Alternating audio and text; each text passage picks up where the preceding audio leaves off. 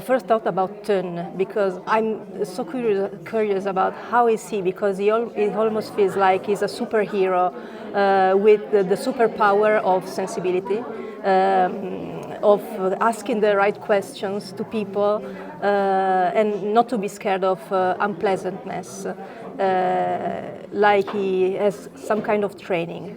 So how is he? When I met Teun for the first time, I saw that he has a very natural way of making contact with his housemates. Of course, when you make a documentary film, it's a whole different game, because then you know there's a camera. So I had to teach him to forget everything what he knows about healthcare and to just be present, so he could be more himself. And that was, of course, he had to learn it, because normally when people say something, he would react with what he knows or what his reality was. So there was really a nice learning curve, but he has a natural ability to feel and to be in the present. And of course, I also directed him like in what he had to say and what questions he has to ask. And then, but also he learned it very well to make it himself. Some big striking moments for me during the projection were the one where you decided to keep the silences. What those silences have to say to the people that are watching?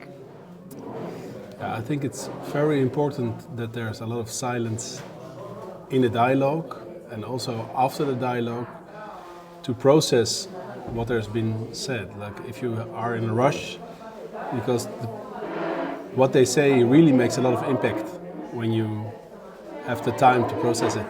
So by giving the audience the possibility to think about it with a lot of silence, it really makes that it creates more impact. So the story will increase during the film, and also the change with music really makes you feel like there's also a story being told what you can't hear. Thinking about why, as a society, we reached a point of almost segregating old people and, if I may, also children. What do you think were the layers of consequences behind this? Because what went to my mind is capitalism. That started individualism and so on. I think the reason why we have this healthcare system that we do is in order to stimulate the individual in his search for success, we cut off our social connections, and we bought off our responsibility to take care of each other. And therefore, you have institutions who take care of your loved ones rather than you organize it yourself in your community. And that's not per se a bad thing, because it's not with bad intentions. But I think we forgot along the way that we really needed each other in order to have a good quality of life. So now we realize that healthcare is not a solution for a good quality of life. We have to look back and say, like, what makes it that you have a good quality of life? And there's really something that we could change, because it's on the way we look at each other in society, and especially how we take care of each other. So a strong community is really the solution in order to have a better quality of life in the future. I thought a lot about some words that are meaningful to me regarding your work, and one is definitely love. Another one is fear, and another one, there's another one that has never been mentioned during the projection and even not after, during the conversation, that is death. Has ever occurred to you that during the making of this project, that behind the decision of the families to put their loved ones in nursing homes is not because they would be incapable of taking care of them, but because they fear death?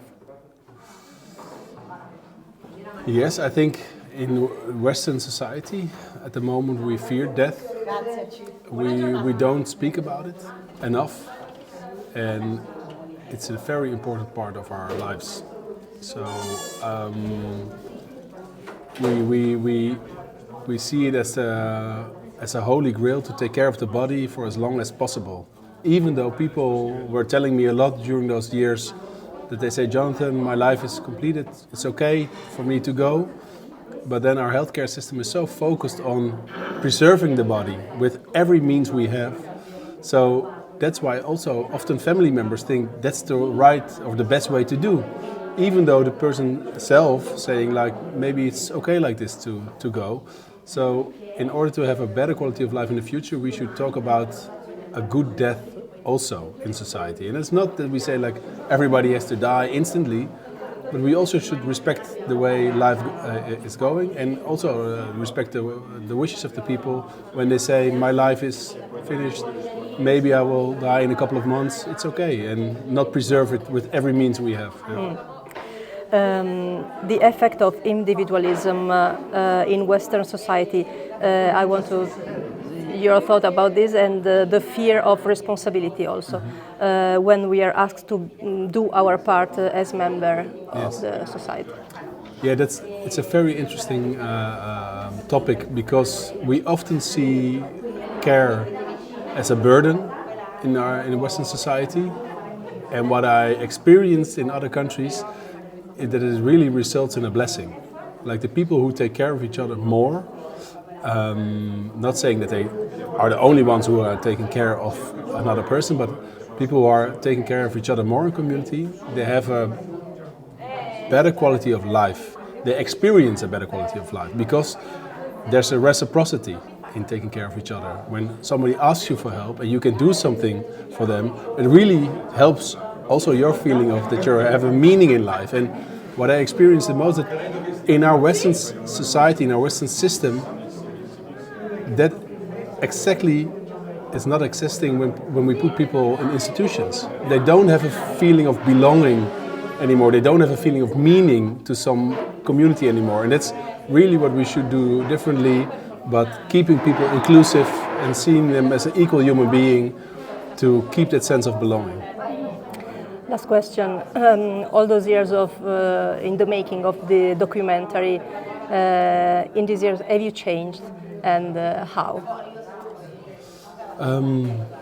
My vision for the documentary was clear from the start. I really knew what I wanted to tell with this film, because I saw the necessity of a more nuanced story around dementia. But what really changed me is I dreamt that it was a hopeful future when it comes to this subject, and I really was confirmed in every country that we go. There were so many people who are already doing so much great work and already doing it differently than the mainstream. So I became more hopeful the longer that we were traveling, and the more that I saw, because I knew the change that we really needed was already here if we change our view on how we look at each other. Thank you. Thank you.